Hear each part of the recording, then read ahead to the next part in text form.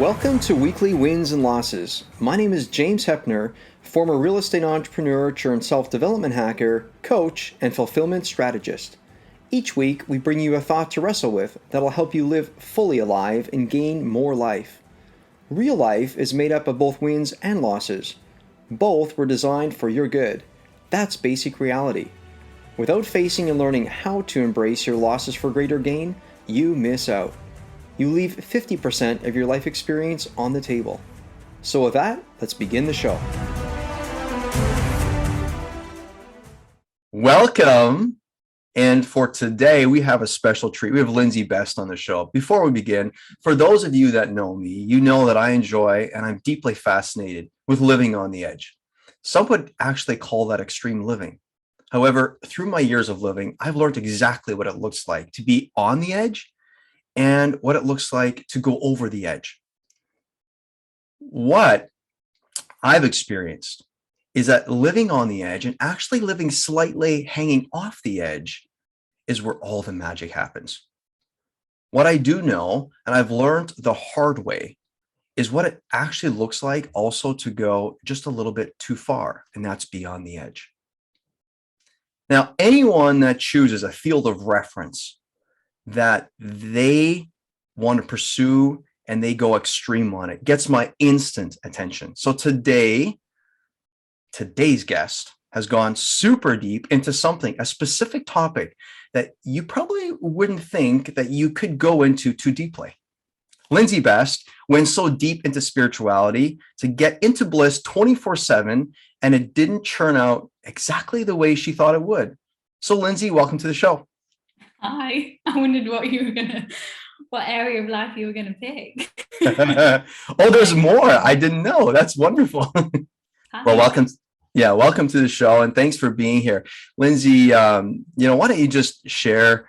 And before I ask you to share about your life story, one of the things that I want people to know here, and you're going to talk about this, you are a monk for several years. So you went super deep into that bliss space, spirituality. Like we hear it everywhere. Everything is spiritual, which is true. And so you wouldn't think you could go too far and get lost in it. Not saying you got lost, but we're going to hear your story and I want to hear some of it. Something that comes to mind, I just want to kind of tune it up for this and then you take it and we'll dip and dive. We're going to have a real conversation. So just enjoy this, guest. And that is, when I think about if you base your sense of reality on your five senses, that's hardly a version of reality. So if you think about an iceberg above the waterline, you see it and it's like, oh, that's amazing. That's the iceberg. But really where the iceberg is at its foundation, the base of it, the largeness comes beneath the waterline. And when we go beneath a waterline, like you did, and I want to hear about your story, we discover some things about what this iceberg is actually all about. So Lindsay, with that, talk to us about your experience being a monk, spirituality.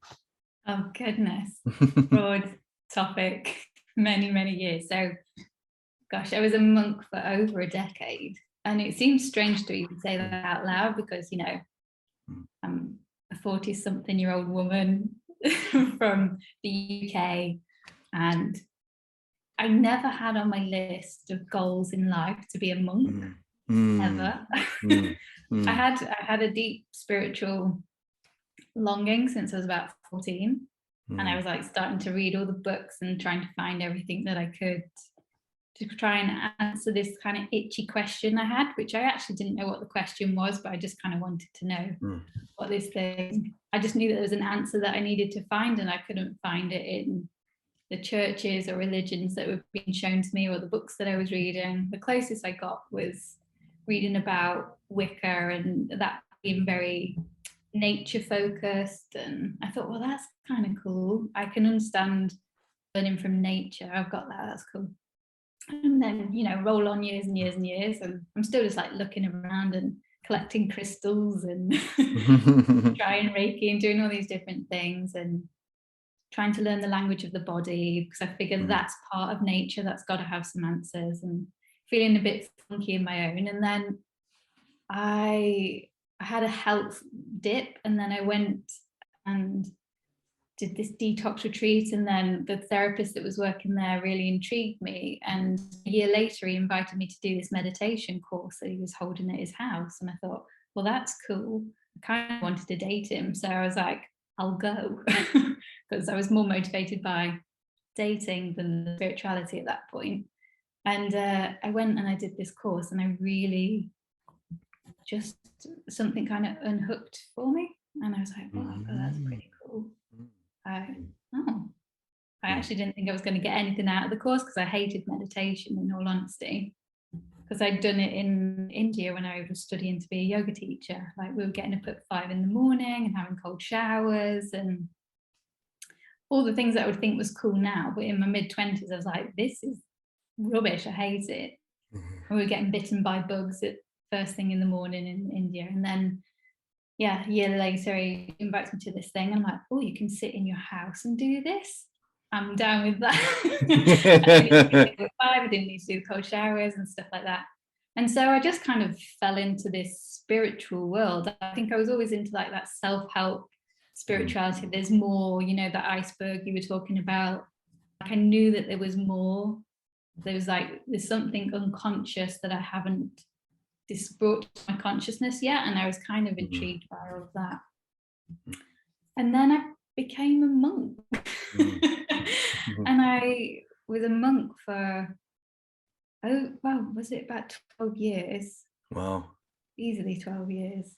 Wow. And I was teaching all over the world. I taught in Thailand and in Finland and Norway and Spain, and I was like traveling around, and it was great, except I just felt like something was off, and I couldn't quite put my finger on it. And in that true self-help spirituality style, I went, oh, I'm the problem, because it's the easiest thing to do, right? I'm the common denominator. But really, there was just this sense of having this wonderful spiritual experience, but then also my life was rubbish. My actual, in reality, physical life wasn't successful in any kind of way that I would see it. And I just thought, there's something missing. And then just as it's rolled on and on, I took a step back and I thought, is it just me? Is it just this teaching? I can't quite get to grips with it. And then I started to see relationship dynamics in the spiritual community, of like shutting down things that you intuitively know and understand or see that is off, but the groups so much in group think about their spirituality that your truth gets shut down somehow. And I thought, I don't like this. And then I carry on, and in the end I had to leave, because I just saw that I was outsourcing my my truth to other people, and I'd really lost myself within that. Because if you're meditating for 17 hours a day, which I did once, I have to say, wow, please don't be impressed like I was doing that all the time, but just this once I did it. You're in a very open space, so anyone can say things and you go, oh God, yeah, that's true.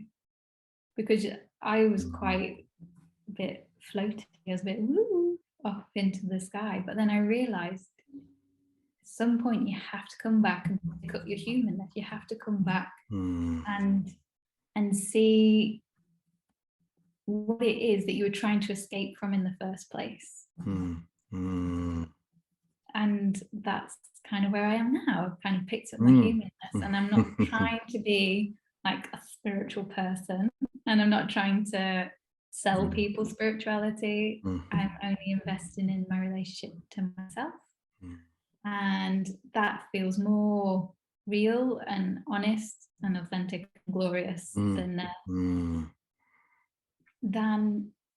being a monk and feeling like that's impressive to people. Because there was that spiritual, oh, I'm spiritually impressive thing, or oh, I'm above something. And it's not true. It's just that you're in a group of people that think that enough that you can keep it going. You can keep feeding each other with that.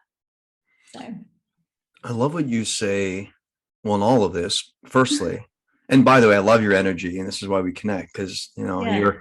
you're passionate about something, and you are extreme within spirituality. And what's unique is that you have an energetic flow towards it. So you've been in it, you've come from it, and now you're wrapping around it in a new way, and it's really Yeah. kind of unique, right? So you've gone through the different emotions, right? There's Yeah. probably Not many people become a monk, do they? exactly right. And so I'm surprised they let you go. Right? Me too. Surprised they let you go. So what do you think you were initially trying to escape now that you sit where you are, like at this point in your life? Yeah. What do you think you originally, and to the point, like let's be honest, like Yeah. as you were talking, I was just kind of jotting down some notes because I'm just fascinated, right? And one of the things that came to mind is, so there's a formula for you perhaps. And the first thing is you have formula. You're like, what formula? What kind of bullshit is this? This is not a 3-step formula. But so what you said is you like nature, Yeah. you were into health, you had a health experience, then you Yeah. wanted to date someone. And so what you Yeah. did is you look for answers, and then but maybe you were trying to like get to the root of, why am I the problem? I don't know what you're getting to the root of, but there's the thing: Yeah. nature, health, dating, right? So Yeah. so when I think It about covers all bases. exactly. So back to the question, what do you Yeah. think you're trying to escape? If you could, and not to bring like the ultimate answer, but just if you were to like dive in and be like, I think maybe that is something that I was trying to escape. And to be honest, perhaps you're still in some way, because what I've realized in life, we're actually all, without us knowing it, we all come back to about the same thing that we have to keep working on. So it's a Mm. version of what we're trying to escape consistently. Go ahead. Yeah. What was I escaping? I was escaping this feeling like I didn't belong or that there was something missing. Hmm. So within that, I would try and find that within relationship. I would try and find that within career, or I'd try and find it in a label that I could give myself. I Hmm. think I was trying to find that, and I was trying to escape the pain of not feeling like I belonged anywhere. Hmm. And now I'm at the stage where I'm like, I don't care if I belong anywhere Hmm. because Hmm. I'm here and I Hmm. belong as a part of Hmm. nature. Hmm. I don't Hmm. think I'm a mistake. Hmm. So here I am. I'll carry on discovering. But there Hmm. was just some kind of wanting Hmm. to be somebody. There was some Hmm. pain of a lack of love somewhere. And so Hmm. I would try and seek it in things. And, early 20s, there's still a slight figuring out who you are and Hmm. how you're going to leave your mark on the world. So I think there was a bit of, I found my calling, because originally I was more performing arts and dancing and acting, and that I always saw myself working in films and all those kind of things. And then when I slipped into spirituality, instead of like adding that to that dream, I kind of went full on into the spirituality and lost that part of myself. So now I'm coming back around to that and going, oh no, I do still have that creative urge that's not been satisfied by sitting and connecting inward. There's like some outward experience that's needed. Why do you think someone, and so this is just your perspective and just Yeah, your, I love it. totally. Beautiful. Right? Only my perspective I and love it. only my experience. Mhm. I don't expect anyone to agree or live their life based on anything I say. Not Yeah. anymore. Clearly you're a wise person, and you're thinking, okay, stop this bullshit already. But what I'm saying is, clearly you're a wise person. You're a Yeah, well-read, you're well learned, you've many modalities. This is who you experience. are, right? Mm, Clearly you know a thing or two about life. Like, let's be honest, like yeah, that's obvious for us observers to experience. We can feel it, we know, we see it, right? We feel it. It's like beneath the waterline. We know there's something yeah, beneath what we're seeing here.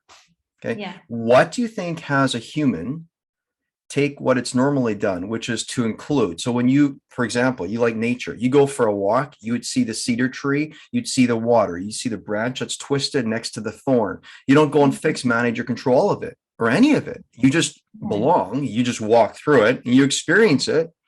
And yeah. you don't look for the tree to like bow down to you or clap for you. No affirmation needed. You're just there. So what do you think has a human being? I'm really fascinated.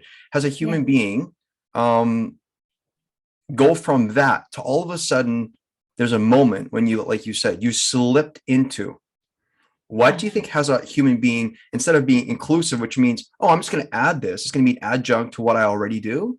What has a human just all of a sudden, it's like the way you normally are used to living, the inclusivity of it, you kind of drop into, and like you say, slip into. What do you think that is about the human consciousness, or for your experience, what was it? And perhaps it was you really wanted to date this guy. I have no idea. You know, like, I'm going to give up all my life. Who knows? Go ahead. Yeah. I really did want to date him. So I did. I got rid of the guy in the end, because that was not a great relationship. But it's, I think when you think you've found an answer, and it's being sold as the answer, you're above all answers. So it was very easy to go, oh, well, all these things I want are just the ego, or something like that. It's really easy to dismiss yourself and be like, oh no, I'm going to go after this noble quest, because there's part of us that really wants this kind of like noble quest in our lives. And I think the most noble quest is stewarding this piece of nature within the world, rather than trying to go and find lots of people to teach meditation to, or do the right marketing to make sure that they come to the course. And there was parts of me that I had to ignore, but it was so easy to slip into that and go, oh no, I'm being noble. I'm living my life as service, which is something that I naturally would do previously. Like when I used to work in retail, someone would come in and say they've got a poorly stomach or something, and I'm like, oh, you can take this herb, or I'll put my hands on you, or let me hug you. Do you need to talk about the thing that's stressing you out? Like, it was such a natural thing to give. So it just felt like that part of me had a larger platform. So I think it's just easy to slide into spirituality, because it does promise a relationship to something greater than all your earthly worries and all your earthly concerns. And I think, who doesn't want to sign up for that? And people that were coming to the meditation courses, they weren't going, oh, now I've got to become a monk, but they were going, I just want some rest, I want some peace, I want something. And we were there going, you can have it, because we all have access to it. But I just feel like it just kind of slips away from still being a human. A lot of it, especially westernized spirituality, very much has this, you can go get bliss, you can go get peace, you can go get, and it's rather like, well, who are you? What is the truth of your being? What really lights you? Are you lying to yourself right now? Those are better questions for someone to like feel the God, or whatever you want to call it, the universe that they're representing. I just think there's more practical, embodied ways to do it. And I'm not dismissing meditation at all, because it's definitely had its place in my life, and it still does. The other day I closed my eyes and I was just like, I don't need to move for eternity. I could just sit here and I'd be absolutely fine. But it's not only that's needed. And it's not only the spiritual community that keeps reinforcing our ideas of it, rather than helping each other thrive. There's such a subtle judgment that can come in of each other or yourself about how well you're doing, or how still you are, or how good you're appearing to other people. And that's not meditation's fault. That's just humans bringing their own stuff to spirituality. I love when you talked about slippery. I slipped into, well, you didn't say, you said I slipped into spirituality. And I think there's a difference between slippery and you fall into. It's like, and you referenced spirituality opens you up to something greater, right? And so spirituality is something greater. And what's something greater? Well, it's love. Love is something that we have reference for, but it's less of something that we achieve. It's something that we just participate, experience. Like, we can't really even say exactly what it is, because it's here, it's gone, it keeps moving. But we are people that, well, let's be honest, love is not, there's a victory march. It's a cold, broken hallelujah. There's a song about that, right? You know this, right? And so you fall into love, you fall into. And that beautiful falling into, it's like your heart gets broken a million times into a million pieces, which is really beneficial, to be honest. So you can see there's a safe side of falling into love. And I hear, by the way, I'm stress testing and tempering what you're saying, not losing yourself, not groupthink. I get it. But let's just look at it from the highest state of love. All right. Highest state you fall into. But then there's certain things that it's kind of a slippery slope. And before we know it, we end up there and it's not regenerative. And so tying that all together with your concept of stillness, there's a quote that I love. And I actually wrote this down just before our talk, because I thought, well, if it comes up, I'll bring it up. Michael Singer, right? He has this little quote, and he says, "Eventually I will see that the real cause of the problem is not life itself. Rather, it is the commotion the mind makes about life that creates the real problem." So for us as the observer, we're listening and experiencing amongst experience here. And so sounds to me like you wanted someone to teach you how to be still. So there's an element of that teach part, but I also hear in you say, we got to be careful if we're teaching, it is experiencing. And so when I think about a spiritual community, like a little while ago, and we belong to an all-inclusive spiritual community. It's not denominational. It's not just Christian. There's many faiths coming together. It's a beautiful place. And we're having this talk. And so I do come from a Christian tradition, right? And so like you, it sounds like you and I, something in common, not same, different, but similar. We have constructed our faith and then we deconstructed it. But we found a way, like for me, I didn't throw Jesus out with the bathwater. The stories of Jesus are beautiful, meaning I reconstructed, which means you now include everything. And so I hear you close your eyes, you're meditating, and it was beautiful. You didn't need to go anywhere. It felt just amazing.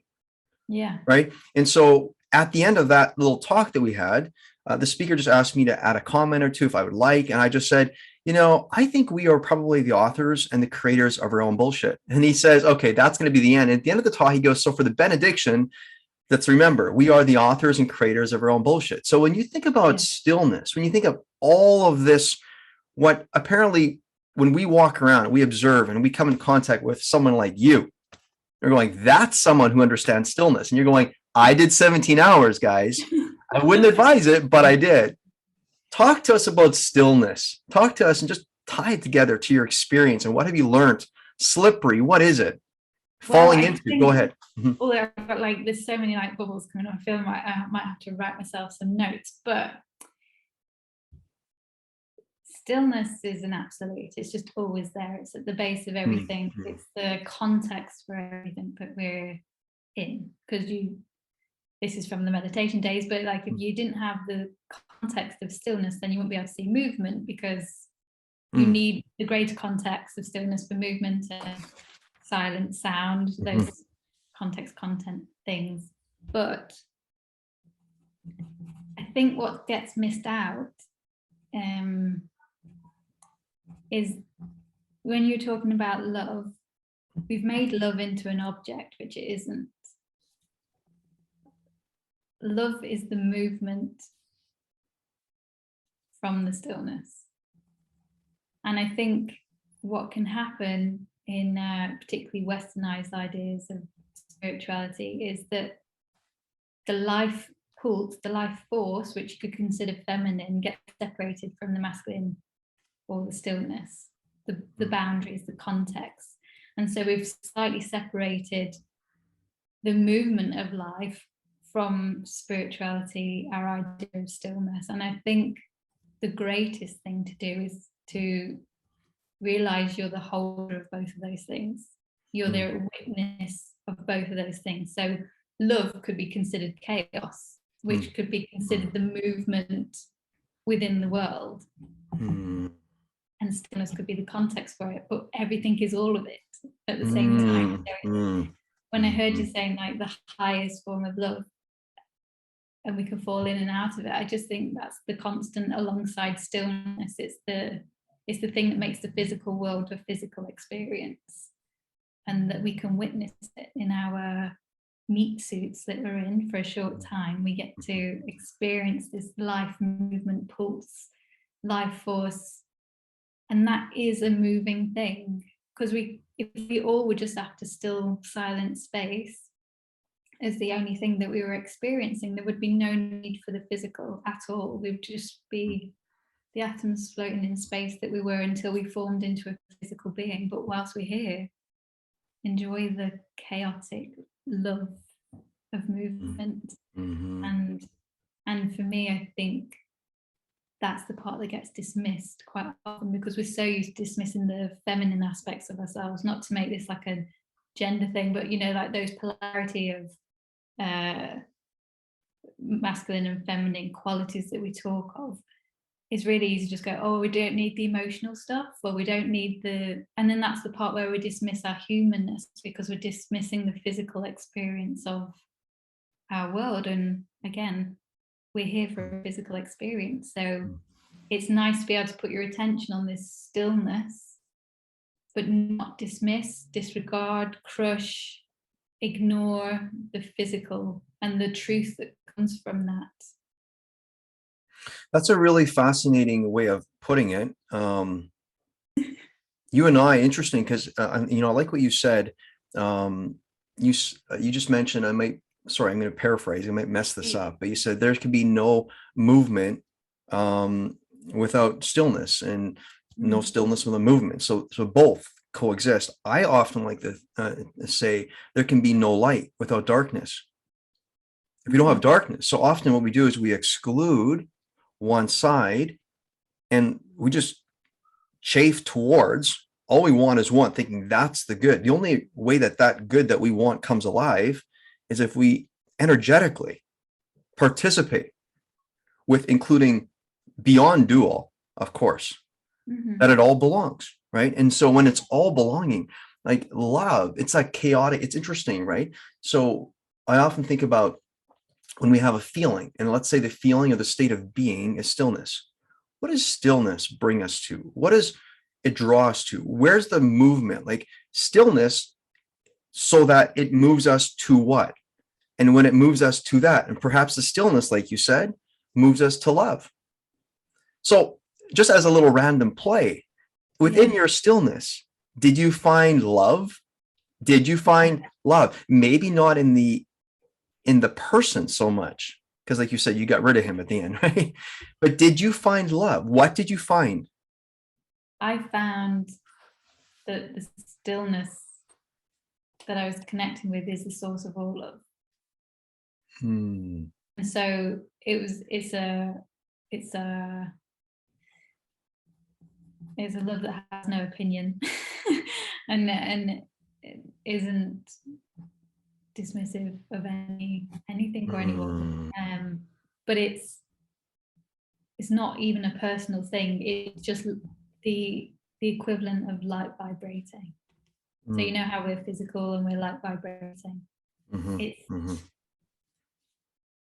It feels like the same thing to me when I hear quantum physics or things like that. I'm just that is, to me, is the experience of love, the hum of life. Which I don't know if answers the question or not, but within that you find more love. But I also found dissociation in my stillness, because I was dismissing my humanness. I was dismissing the emotions that came in my physical experience, because one, I had that habit previously from people pleasing and things, but then in my spiritual world, I could be noble about it and be dismissing my physical or ignoring emotions because it was like so spiritual. I actually was pushing some aspect of love away because it was the idea of that rather than just the true experience of going, oh, there's this thing, woohoo, cool, I'm alive. It was more like, oh, let's not let anyone see that I'm having that experience. I'm so still. And that's the bit where I think spiritual people get hooked up, and that's when people can think spiritual people are stupid. And they're like, all free and just a little off the edge. Not maybe hanging off the edge. It's like you're trying to the edge. Yeah. levitating off the edge. Yeah, they're levitating, and then they're thinking that this will just go on forever. They can just float there, and that what they're not realizing is they're probably levitating and they're going down already, like they're falling. They're not hanging on to the edge and not really experiencing. I love when you said stillness is the source of all love, and then you Yeah, said it's not dismissive. So did I find love? You go, yeah. I've realized it's not dismissive of anything. And I like that because the really unique thing about the way you said that is we can say everything belongs. That's really unique. But then we come to another place where we reckon that the source of all love created everything. So why would this source of love, why would it, him, she, it's not, it's beyond sex. Why the thing? Why would the thing? Why would the creator, the magic that holds all this together? It's like, we all know we get to co-create. Nothing is something we create on our own. It's all a co-creation. Why would this thing that's created everything dismiss anything? We start doing the logic, and I mean, this requires some thinking, but not much. It's just like, there it is. You're allowed to think. Right. You were given a thinking brain. That's love as well. That's right. That's love as well. That because it comes through the crown. Oftentimes, divinity comes through the crown, and then it slides through the heart, out through the hands, perhaps. Right. That has me, and the reason that I kind of queued it up like this, and I'm just taking your angle and stillness and what it is. It's a source of love and not dismissive of anything. What comes to mind is, and you said it, I dismissed myself. So at the heart of all things non-regenerative are when we start oppressing others, and worse, first we oppress ourselves. So we put, right? We have to, right? And so I had this little thing, a little value set in my life that goes a bit like, nothing traps me, everything frees me. And I hold that very close, meaning when I find myself slipping, so to my nature of extremism, when I find slipping, not falling into love, but slipping towards a slippery slope, like this could just go, I ask myself, wait a minute, nothing traps me, everything frees me. So that holds that, like you said, that dismissive, and it ties together going, listen, am I being dismissive? Am I excluding different things? I want to know a bit more about when you, so on that concept, nothing traps me, everything frees me. If you would apply that into your sphere, if you could for this moment, how do you think, what do you think, firstly, perhaps, what did you dismiss? And what about what you dismissed? Why did you crave to dismiss that in you? Oh, yeah, I'm just going to write myself a note, dismiss. Because I know I can go off on tangents on this one. Dismissed within myself was my own natural voice, was my own natural instincts. When you know something goes against your nature, and I'm using those words very specifically, when it goes against your nature, but you still go along with the thing, then you're dismissing truth, nature, God, stillness, universe, life, whatever you want to call it. You're trying to not have that thing happen. And we do that because, we've got a mind and it's beautiful and it wants us to be happy, and it goes, God, if you say that thing, they're going to do that, and then this means that, and then your life's going to fall apart, and then you'll be dead. It tests the whole extreme. So sometimes you think it's easier to dismiss yourself, but because we're part of nature and we've been given certain natural proclivities or talents or things inherent within us, that we're here to discover those things, I believe, from what I've experienced in myself and other people. It's like in nature, the old thing of like an acorn grows into an oak. It doesn't try to become a tulip on the way. And we kind of do that as humans. We have these natural proclivities of going, oh, I'm very attracted to this person, or I'm very attracted to this kind of creativity, whatever it is. And we can just pretend that we don't see that or don't know that about ourselves. And we can hide it in spirituality or self-help or healing. Like, I'm just healing, I'm just healing. It's like, well, you're kind of using it as an avoidance tactic now. And I think we're here to discover those things about ourselves. And it sometimes means you have to look away to go, oh no, I really did. That was really the truth. And I think that's all wonderful. But we can't keep dismissing our own nature. And we're living in very unnatural circumstances as well. Like modern life is not, it's not natural for humans because we are, you know, normally we wouldn't be living like this, and I'm leaning against a radiator and I've not had to make a fire and I've not had to go out and find my food or anything. So there's a disconnect that we're already inherently living in. So then when on top of that, we're dismissing our natural impulses or yeses or nos or all of those things, I think that's what I mean by dismissing, is just like dismissing those truths that we have for the sake of staying in community or staying where we think we should, where we think is safe, but really is just kind of killing us a bit. And I don't think you can dismiss that for a long time without getting ill.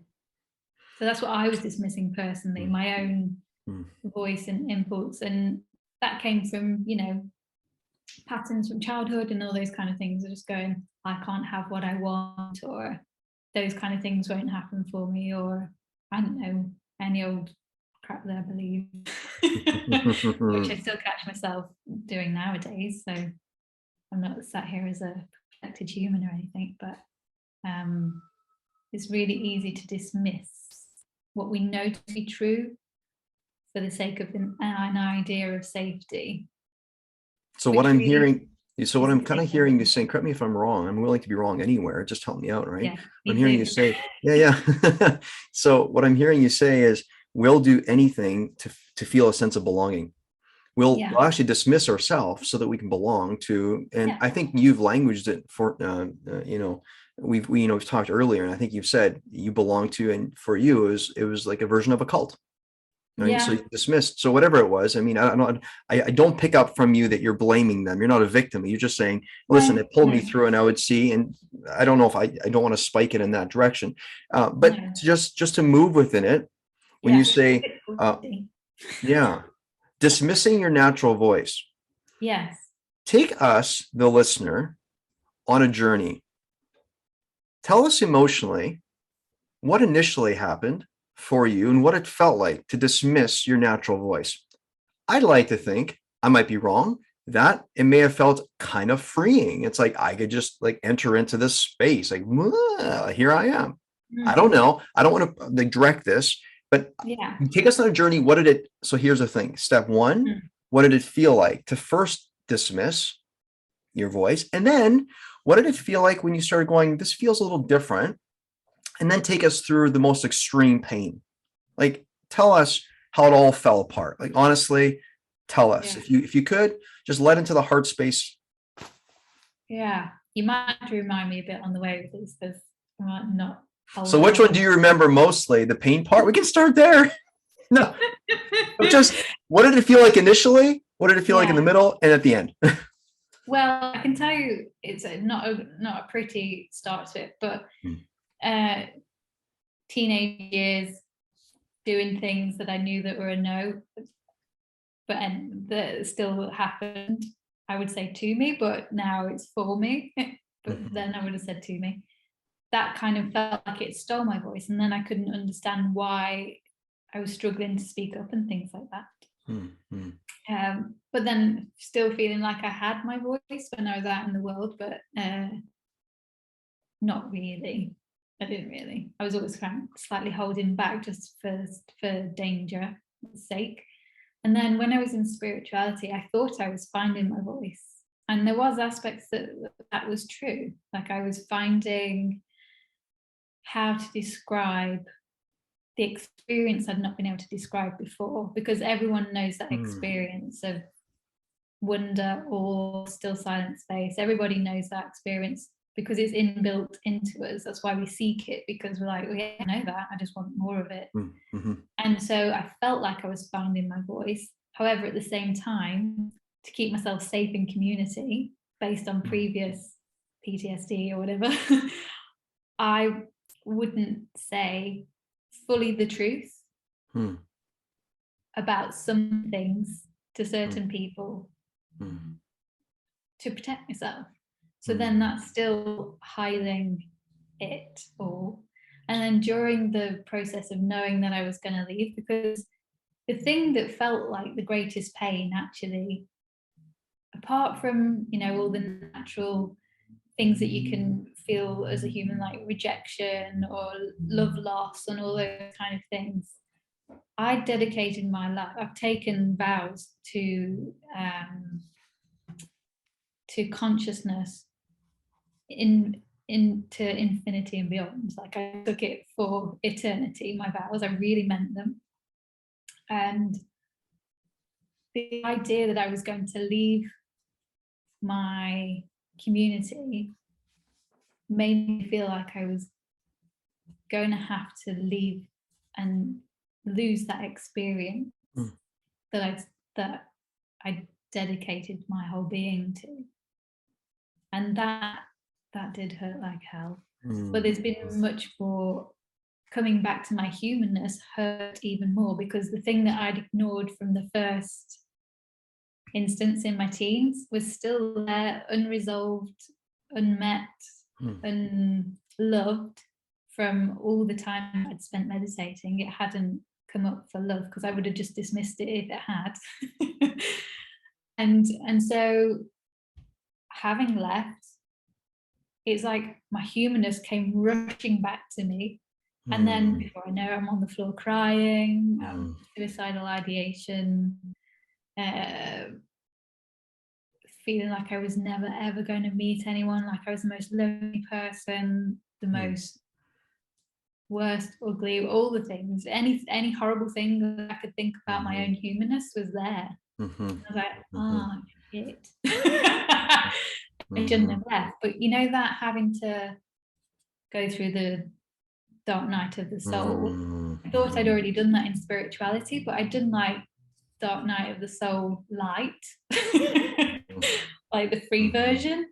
And then it's like I signed up for the real stuff. And then that's been this amazing journey of picking up my humanness and just going, I'm so sorry I left you. I'm so sorry I didn't get to see that. Forgive me for not being there. And not knowing how to be there for you, and just reparenting my entire being and bringing it back from all those painful edges, like having been shattered and then kind of stuck myself together with this spiritual sellotape and gone, yeah, everything's fine, no breakages here, solid. It's like I took all that tape off and just went, no, actually there's a lot here that needs to be looked at and glued back together and painted with gold, you know, like that kintsugi thing where you break it and it's more beautiful for having been broken.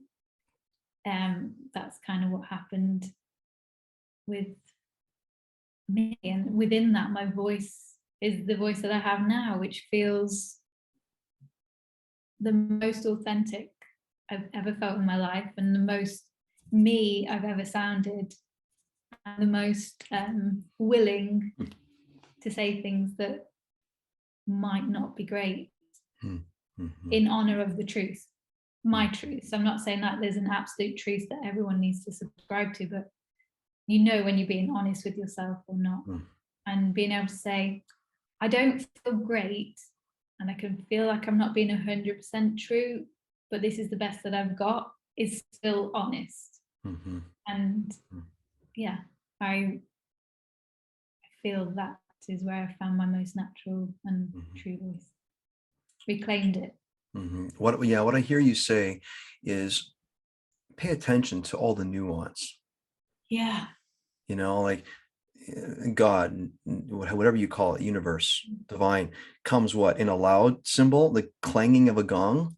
Yeah, typically it's in the stillness, it's in the quiet. Get still with yourself. Like, for example, you know, in the Christian tradition, it's like, be still and know that I am God. Like, be stillness. Like, so often, for example, the Christian is like, oh, well, darkness was once, but then darkness was banished so that we could have life. And it's like, well, wait a minute, before life came darkness. Perhaps everything is built on the darkness. Well, you can see light because of dark. Exactly. That's why you can see, right? And so you just opened me up to a feeling, and a feeling of, I think we all go on this good enough journey. Yeah. And this good enough journey, perhaps we don't know what we're doing when we're entering it, but perhaps every day is an experiment with it. And you talked about there's a certain part of inside of, and thank you for sharing, so courageous and so vulnerable. It takes a lot of, mustard to do that. And the reason I say it takes a lot of mustard, I think so often when this question comes up, we want to say something about it, but we also want to hold that we want to continue including and integrating the experience. So we don't want to spike it. We don't want to put the spike protein in that literally helps or has us go back to deconstruction. It has us go backwards instead of like including with reconstruction more, but to the point on a good enough journey. Yeah. Hurt like hell is what you said. Yeah. I've gone through an experience, hurts like hell. Yeah. And it's interesting is often, I don't know what's your thinking on this. It seems to me, and through my experience, that it's almost like I had to experience hell to discover heaven. And it's like, instead of saying one is bad and one is best, right? Yeah. How about to say, actually, they are for us to experience. These are states. They aren't just places in the sky or in the belly of the fire pit. You know what I mean? Yeah. They're actually states for us to experience. Yeah. I think that we do make our own heaven and hell, don't we? Just from what we think, because you can have two people in the same place, and one's like, "This is amazing," and the other one's like, "This is the worst thing ever." And it's not necessarily always for us to change our mind to get out of the hell. So if you're in a place where you're like, this isn't great, it might mean it's because it's not for you. Go change your environment. And I think no one promised us life would be pain-free. No one promised us that it would there wouldn't be ups and downs. And I think we just fall into this idea, particularly self-help and spirituality, is like we can control all the we can control it all and have good go towards good. And as you say, it's just having an experience is, to me, enough. So how do you meet that experience? Can you meet that experience willingly and consciously? When you say enough, yes, how does your enough now crave to leave room for discomfort and pain? Because what I hear in your story, there was tremendous pain. It felt like hell. Oh God, there's been a lot of pain. Right. Yeah. But how does the enoughness, or you allowing the voice of you, the nature, nature is, once the tree grows, it's amazing. This little twig came from something to nothing. All of a sudden, this tree, it was just becoming a the young seedling, and all of a sudden a tornado comes and wipes it out. And so there's pain. It doesn't make much sense. What I'm saying is, how did your good enough journey going through hell, and now it's just your voice, you're going, I'm just me. It's beautiful. I love, Meg and I, we love chatting with you. And you're one of these people that we really enjoy, because you've been to places that other people crave to be, and you're like, fair enough, I've learned some things, and now I get to just live out, right? And so how would you say you're leaving room intentionally? Because I hear in your story, because of your reconstruction, you're not excluding things, you keep including it. So it's a formula. So there's certain things that fuel you for moving from death to resurrection into the next, whatever that is. And so for me, oftentimes it's that shadow side, it's the darkness, or, all these things. How do you leave room, or do you think that you leave sufficient space for that, and how so? I do leave sufficient space for that, because that's basically my full-time job. It feels like is I'm leaving room to see what's there, to see like what's the manky bits that I've still not seen. Okay, this is too funny. So first you're looking for a man, now you're looking for a monkey. No, manky. It's an English word for like ugh. But a monkey will do as well.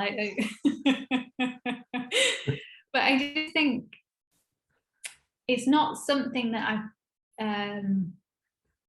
it's not something that I'm seeking. It's just something that I'm constantly open to. When you make a decision of a kind of like a character trait that maybe was just inherent in you anyway, but you just kind of go, Mm. I will always look out for this.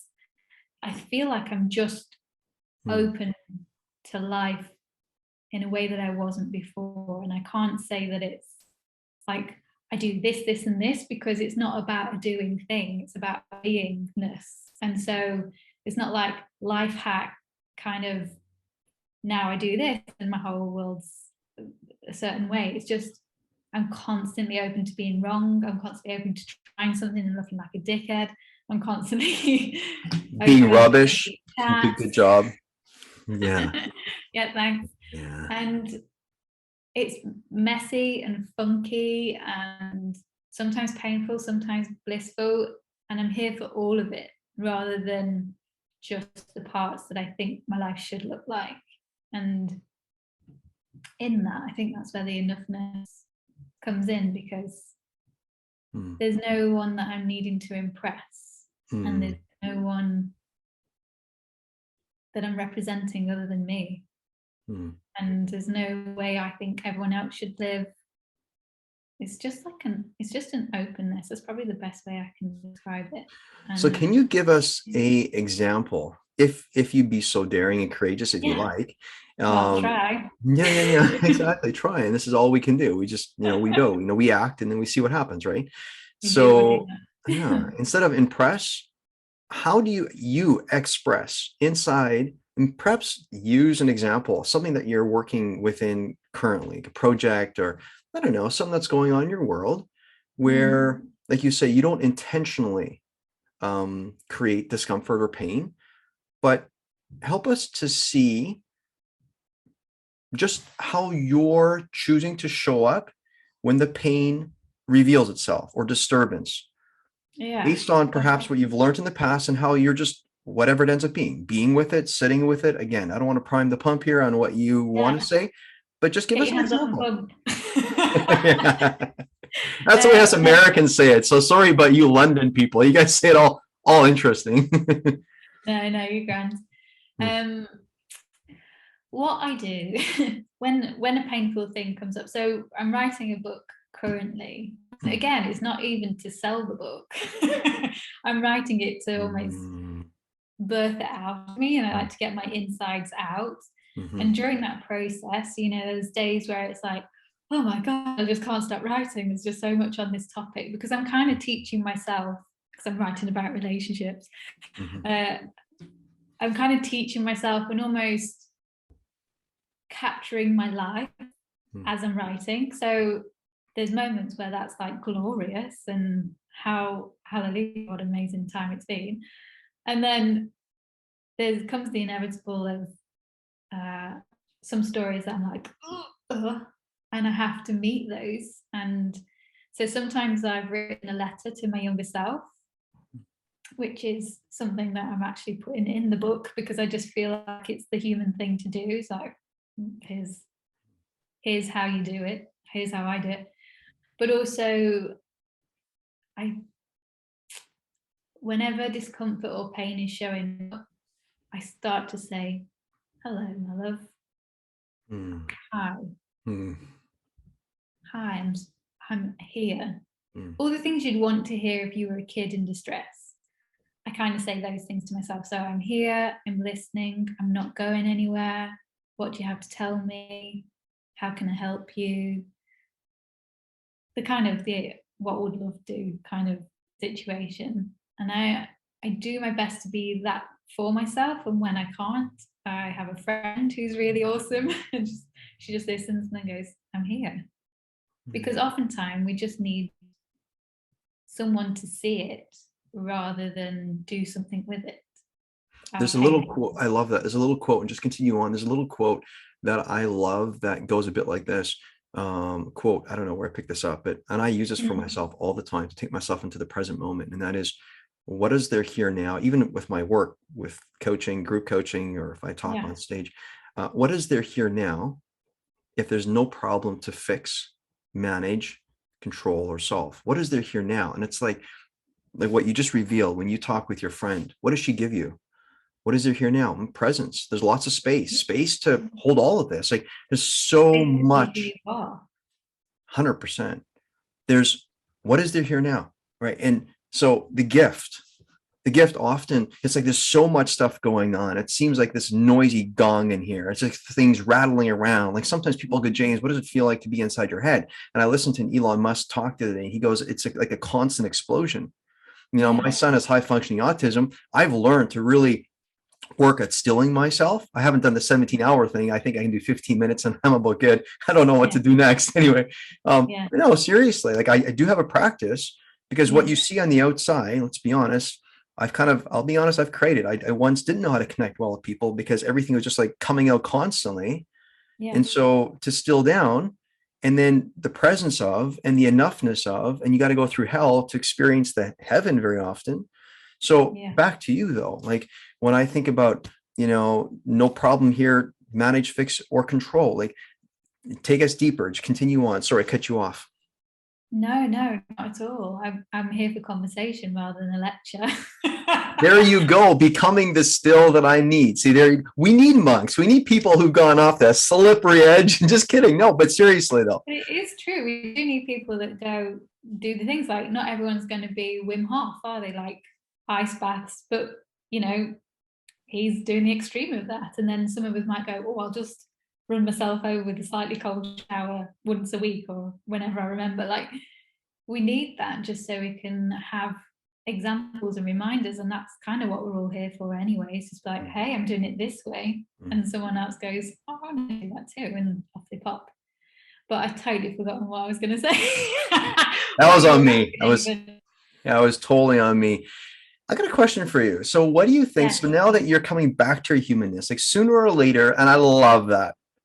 I love it. I think, listeners, just pick up on this, like the wise one, not me, her, both, all of us, we're wise. We're discovering sharing in real time. And that's a cool pickup right there. We're sharing. Screw this wisdom. That's all we can do. It's all just we can do. It's just our experience. It's just marketing. Mm-hmm. Just There's marketing. a part of them that doesn't Bingo. feel adequate enough that they have to appear as an expert of something. Mm-hmm. Mm-hmm. Mm-hmm. And they can be an expert in things. I'm not saying there's an expert because that's what we're on about, like going to the extremes. But it's when we're like, I'm the expert in this thing. Mm-hmm. It's just that's the bit. And the thing is, why would you, like, I'm on your team totally on this, right? Why would you appoint yourself to be the one that has to have it all figured out? Like, honestly, you, my friend, 17 hours meditation, got pretty still, and you realized even then you were not God. So why would you appoint yourself to be the expert? That means you can't leave room for anyone else. You're going to be like an island unto yourself. You're going to try to tell yourself, convince yourself you're not a lone wolf, but in essence, you're creating this space where it's going to be very difficult for anybody to have any use of you. And not only that, don't you want to exist and be? Like, try this on. I think you and I may have talked about this. I got a little banana tree up front here. And if I think, so that banana tree, when I got it, was like maybe 18 inches high. Now it's a full 7 feet tall. Do you think that I created? No, I may have watered it. I may have transplanted it from a planter. But you know what? Honestly, if you and I meditated around this tree, we couldn't have sped up necessarily. Perhaps you give it some love, talk to the plant. Who knows? What I'm just saying is physics. Quantum physics. But what we're saying is there's a force of nature that's required. Yes. We are not God. We are not the force of this. If anything, in my opinion, we allow ourselves as a vessel. It flows through us, and sometimes it takes pause on us, and then it keeps. But we're just always about the work of not deactivating and having that it stops and can't move through us and through our life, right? But the question is this: right? What is yours? So back to your humanness, coming back to the humanness of. What do you think is yours to do and to be in life? Like, what are you dropping into? I know you're writing a book, you're doing a few things, but what is yours to be and to do in this life?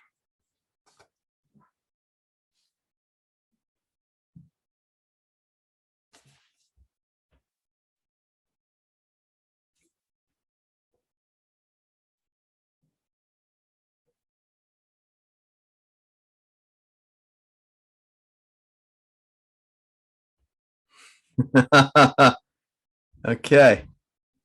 How wonderful was that just as you were like, I've got this question, I'm like, oh yeah, let's go. My internet just decided to die, but it's back now. Yeah.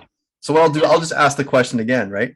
Yes, please do. Awesome, thanks. Yeah, it's so good. So my question was, so Lindsay, the question I have for you is, what do you believe? What do you feel inside? What do you feel drawn to? Not pushed to, but pulled to. What is yours to be and to do in this life? You've had this amazing journey. You've chosen some very difficult things. You chose your passion. Good on you. You found yourself on a slippery carpet. You slid down, ended up being spiritual. You slipped. You maybe fell. You learned some things. It felt like hell. You know, all hell broke loose.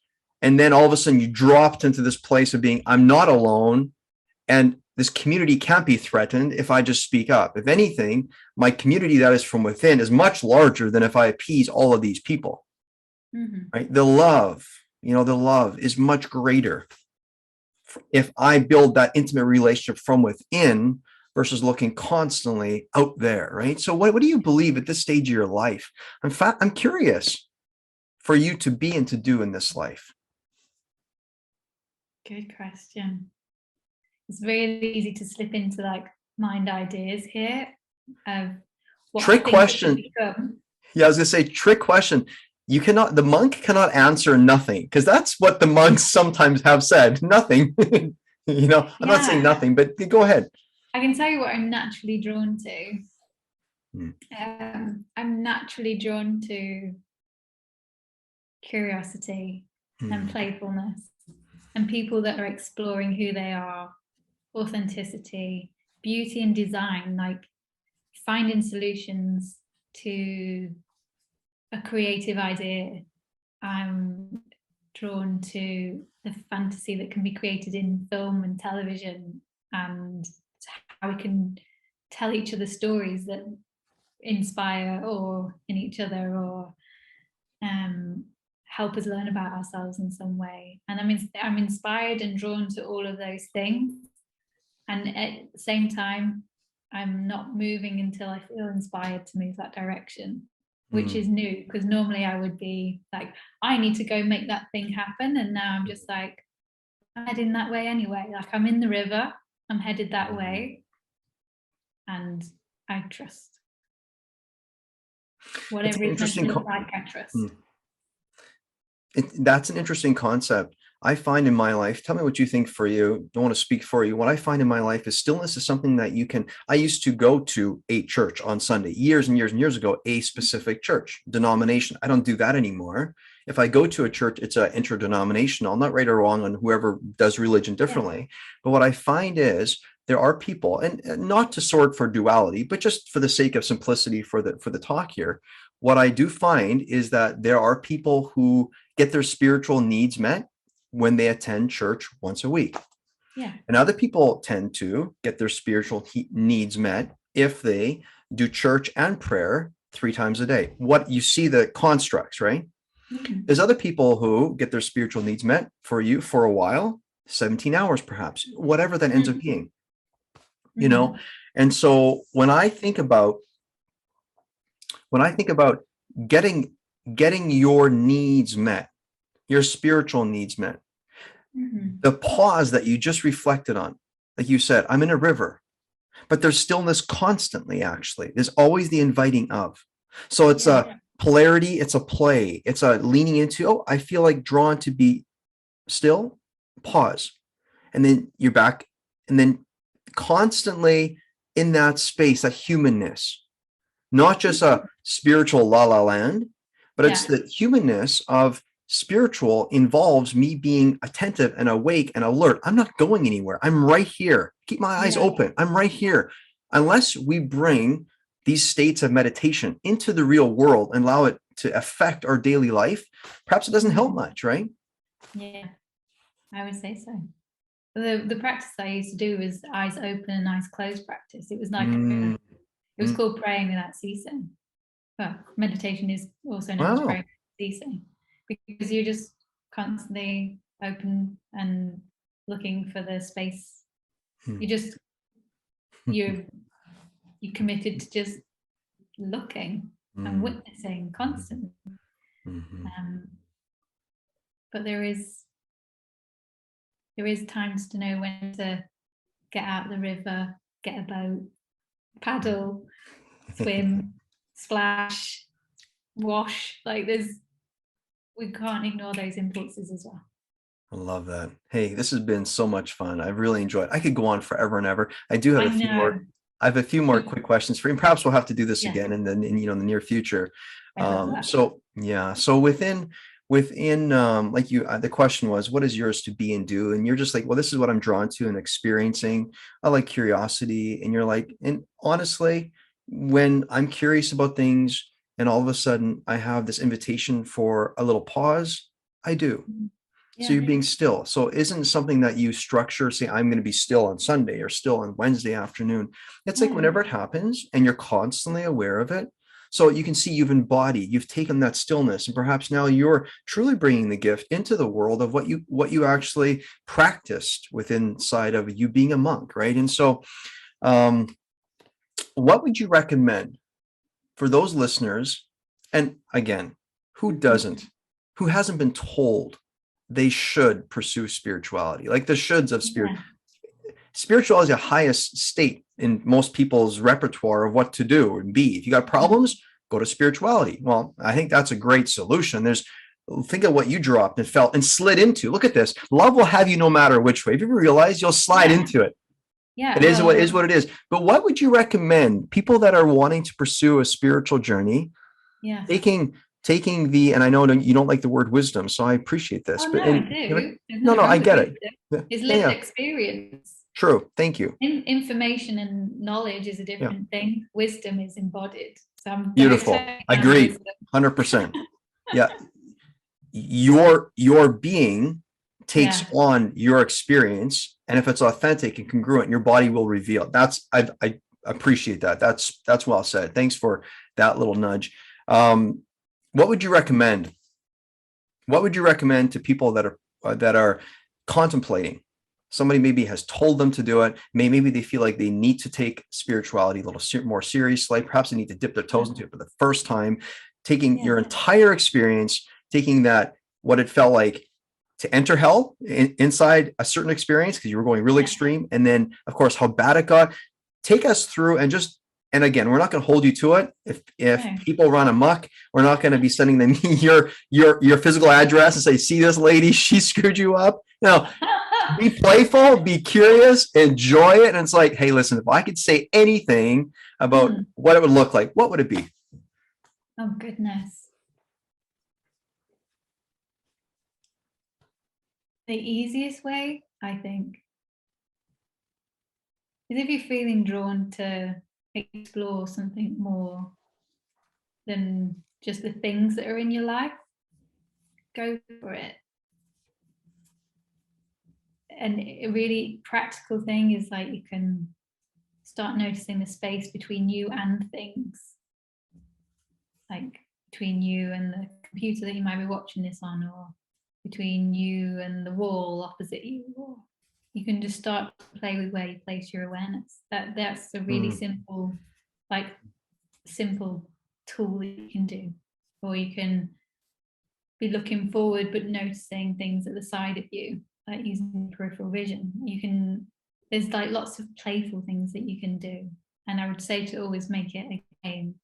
But the way to make sure it's like a really anchored, embodied experience is just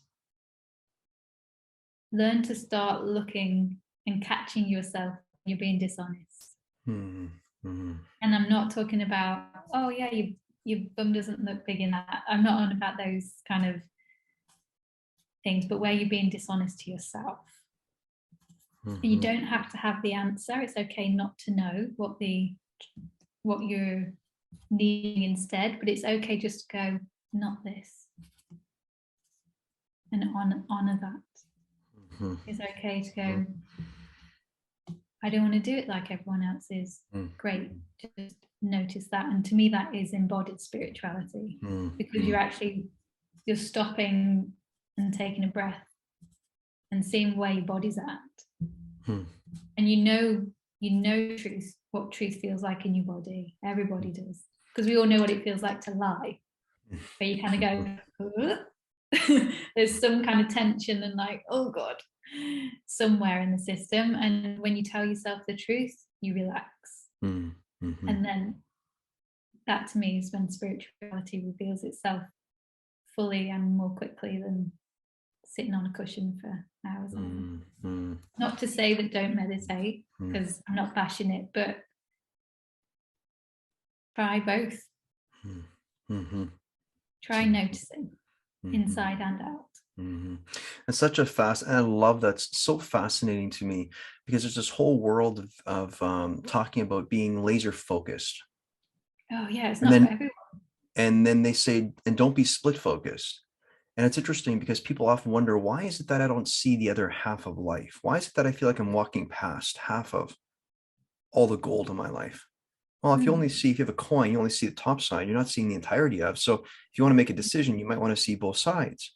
People often go, well, I have other people, then I guess that I must defer to help me make a decision. But then again, so what are they? If they're just looking at the other side, and then you together, you bring your side, they bring their side, that's still not a congruent. It's not held in a vessel. It needs to be held within. And you brought up the other day, you mentioned tensegrity. So tension, feeling tension. Feeling tension in one space, and like that beautiful balance of tension. We all need, for us, everyone decides what is a comfortable level of tension for themselves. And unless you have tension, there's no life, there's no movement. Unless there's movement, polarity, there's nothing, right? And so so here's what I got, and I love this. One, you say, go to what you're drawn to. Yeah, go to what you're drawn to it for a reason. Yeah. And then have a little feel and experience with that space between what you're focusing on and the thing that maybe you're not focusing on. And instead of that threatening your ability to laser down, let that become the more. This is how I live my life, by the way, folks, but let that become more. So let more music speak to me while I'm focusing here, but then like you say, the peripherals, let that and play with it. And I like the way you language that. Play with those things, those nuances. Experiment. It's not an exam. Life is not an exam. It's a total experiment. And no one's got it right yet. No one's like, death is inevitable. And no one has been you before. No one has ever been your combination of life experiences, your selves, your hopes, dreams, desires, your access to something. No one's ever been you before. So no one can tell you how to do that. Yeah. And no one's had the experience. So you are you, and you've always been you, and though you're similar to the people, but you're quite different. And if you lean into it, your passions are quite unique. The world probably hasn't seen it. And would the world gasp, as in like, you'll see half the people go, or whatever, high percentage, you'd be like, we don't understand, or what are you talking about? And you'd be like, are you crazy? Like, yeah, that's why I'm talking, because I'm crazy. I'm crazy alive. I'm fully alive. I'm exploring this. I'm experiencing curiously what this feels like to actually have the courage to say this and unfold in public and just let it be and observe it all just land. Yeah. And you're not for everyone. Like, you're just not here for everyone. And that's okay. You might be here for like 10 people, and that might give you the most delicious life you'll ever live. Great. Yeah, that's beautiful. That's beautiful. Instead of the world often being like, well, I need, why don't I go on Instagram, and why don't I actually pay for my followers? Wait a minute. Not authentic. Speaking about authenticity, embodied spirituality, you say looking and catching where you're being dishonest with yourself. There's a little store just up the road from where we live, and it's a woman's yoga, or like this pedal bike place exercise, but it's a yoga place, right? And on the door, it says, shape it, sculpt it, love it. And I think, oh, that's so precious. It's so sad. It's so sad because, in my opinion, what, you're going to love it only once you shaped it and sculpted it? How about you get honest with yourself and say, actually, I'm coming here because I hate myself. Right? And I'm thinking these people are going to make me feel better. However, now that I look at the sign, I go, I have to go through these steps before I can feel good. And actually, if I look at the transformational chart, the earliest one people say they feel, or their body looks different, is about 6 months. So I'm going to have to feel like bloody shit for 6 months before I can love myself. It's like, yeah, do you want Do you want heaven now, or do you want hell to continue for 6? You can decide. Heaven or hell is an experience. You get to decide. When do you want to access those energies, right? Yeah. And I think with particularly that, and being a woman myself, there is such a idea of being a certain way to be lovable. And I think you've tapped onto like a really important thing there of like loving first, and then choosing things that make you feel alive and healthy and strong. Because to have an alive, healthy, strong body, and I know this because 2 years ago I couldn't even walk to the bus stop, which was about 100 yards away. Like, to have an able, strong body is really lovely, and it actually helps you feel more resilient and great in the world. But it's not sold like that. It's not given to people in that way. It's much more, there's something wrong with you, we have the answer. And spirituality is the same, parenting can be the same, like our parents, and school. And I think that's the subtle thing. If we could just unhook from that and listen to ourselves internally, and then go do the things, because we love riding a bike in a group, in a room, not in nature. Like, you do your thing, kids, whatever. There's so many different things, because people love so many different things, but the intention, the inspiration, where we move from, could be very different. Could be very different. And I think it's this relationship to everything, that relationship to ourselves, relationship to others, relationships to the environment, our bodies, whatever. That's the bit that really fascinates me. Who wouldn't want to unhook from deception? Well, currently in the world. Exactly.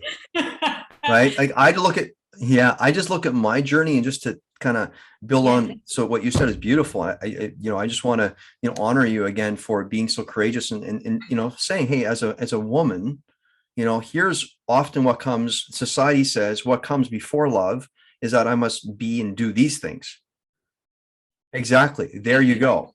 Be fertile, be all these things. It's like, and what if I can't be fertile? Like my niece, she doesn't have some of the body parts that she can even be fertile. Think about the weight of that expectation, and she can't. There's no way she can reconcile that. She can't force that different. She can't change her. She may be here to be like the best foster mom ever. She might be here to be the person that's not ever meant to have kids, because where her life's going to take her. If she had kids, it would be totally the wrong thing for her. Like, we just don't know. To unhook from deception. For me as a man, and actually just raised in the home that I was raised in, again, taking it back to the point of spirituality, I was raised in this really Christian, there's a dogma based on a beautiful home, but dogma faith, like pass on orthodoxy. Let's not mess it up. Let's just keep passing on and just hope that it stays alive. And for me, the one quickest way for having faith, for me, not become too interesting, is when I have it all figured out. Like, if you don't have doubt, you can't build faith. Doubt creates your faith so that you can trust in something greater than. So when I think about all of this, who wouldn't want to unhook from deception? I was taught, and a lot of people in self-help, you see it everywhere, actually. People convince themselves, they seduce themselves to thinking that service. So Jesus, if you read the Bible through the lens of he came to serve, there's the Buddha, other faith traditions. If you focus on service, and it seems like Western culture, I don't know about your culture, but it seems like a lot of people are focused on choosing something that can come in front of love. And for us, it ends up being service first, then love. That makes no sense.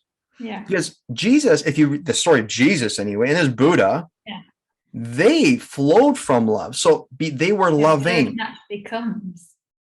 It was loving, and then it naturally comes. So it's not willpower. It's not anything you necessarily learn, but you lean into the truth that's written on your heart, and you pull from that.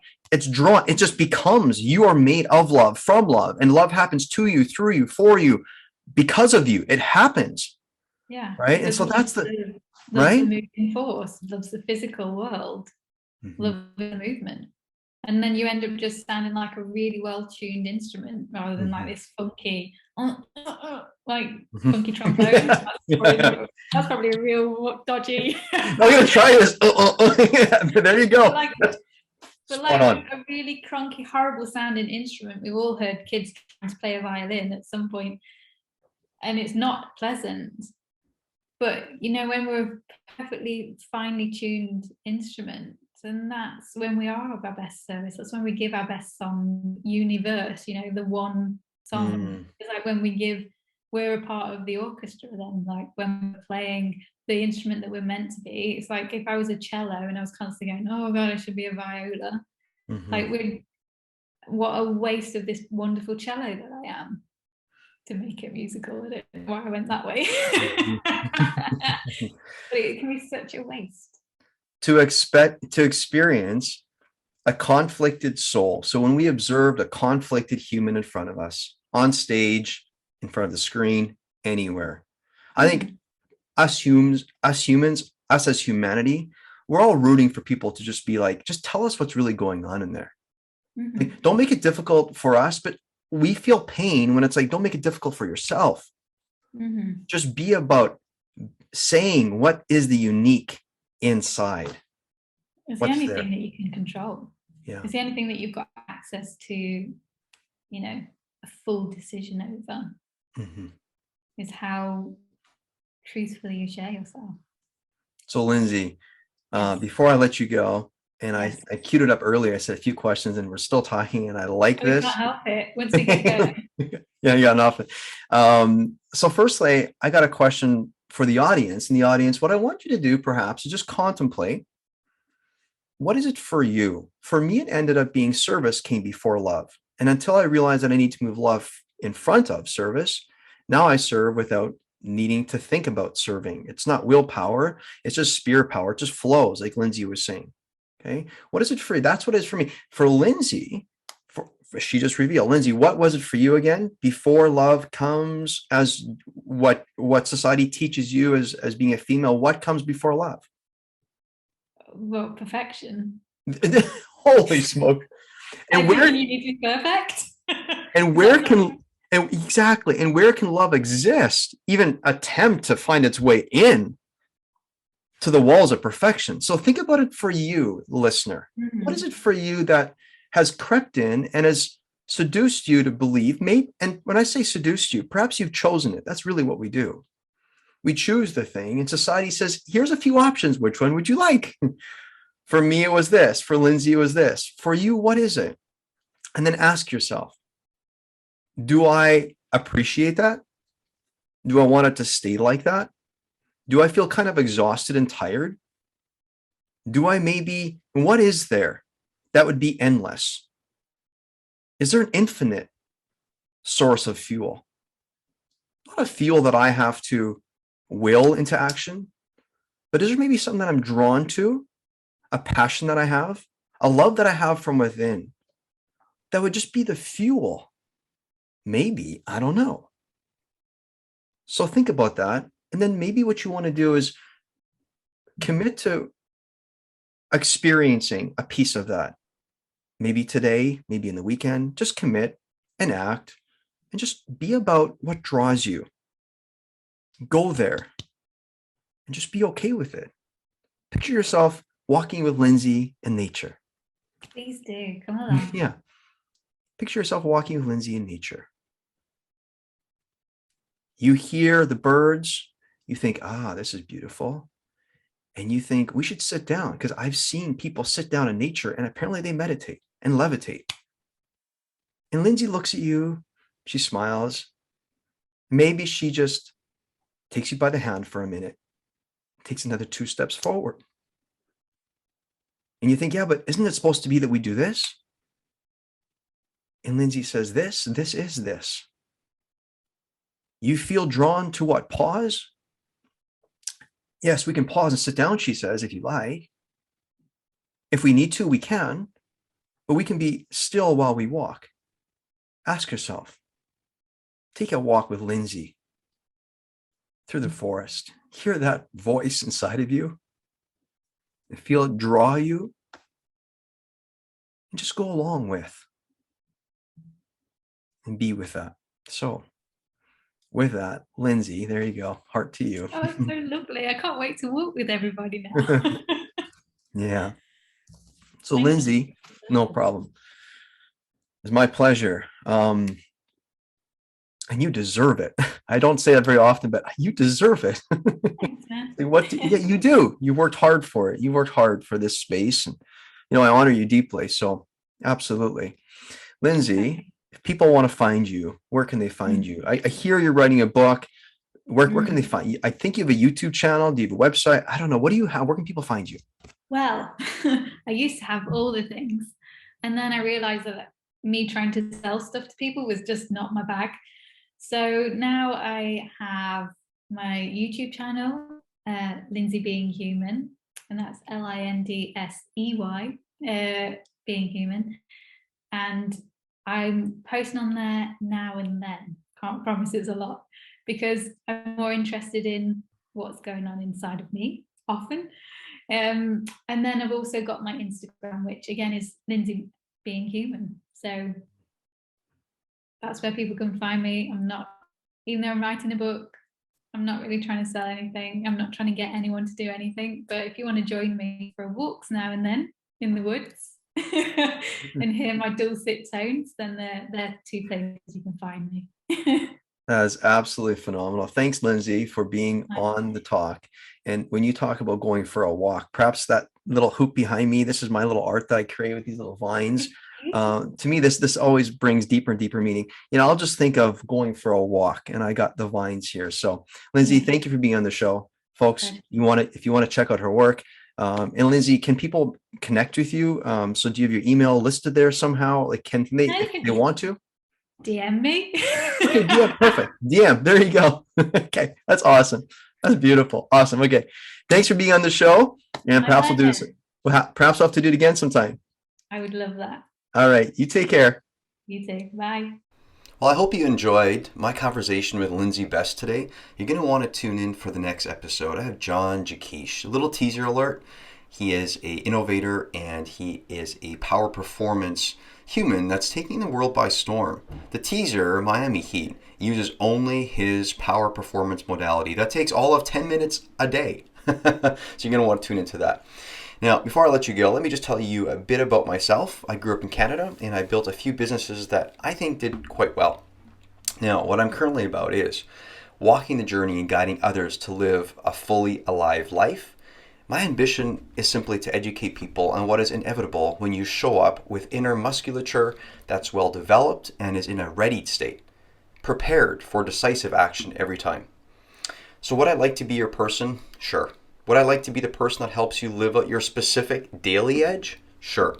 However, most honestly, I actually really don't care if I become your person or not. See, what I care most about is that for you to value yourself enough to take both the time and care to invest in yourself somewhere and or with someone who is a good fit for you. So thanks everybody for listening. If you need me, send me an email to coach@jameshepner.com. That's COACH@JAMESHEPPNER.com. See you next time. I've really enjoyed recording this podcast for you folks, and I hope, my sincere hope, is that you've gleaned a few nuggets for yourself and a few pieces of interest that help you move forward in your unique journey. So again, I thank you for joining me here. This is James Hepner clocking out. Until next time, peace out, rock up.